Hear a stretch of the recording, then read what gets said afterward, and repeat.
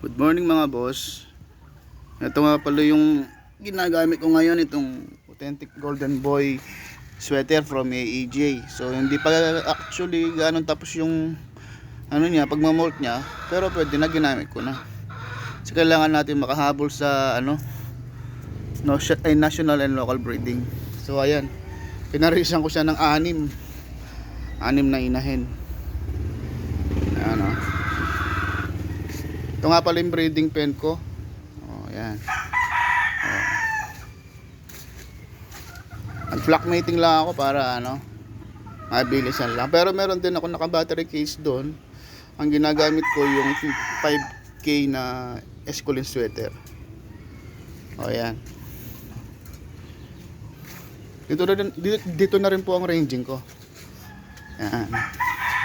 Meron nga pala tayong 6U dito, yung early bird siya actually, pero hindi ko na pinabanded kasi konti lang, pang sarili ko lang naman, off color, ang mga pang-ulutan lines ba.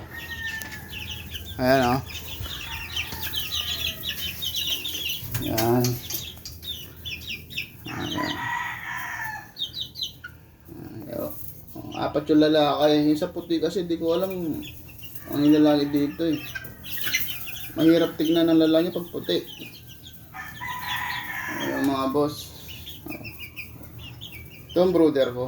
Dating figure ito eh. Ginawa kong brooder. Kinonvert ko siya.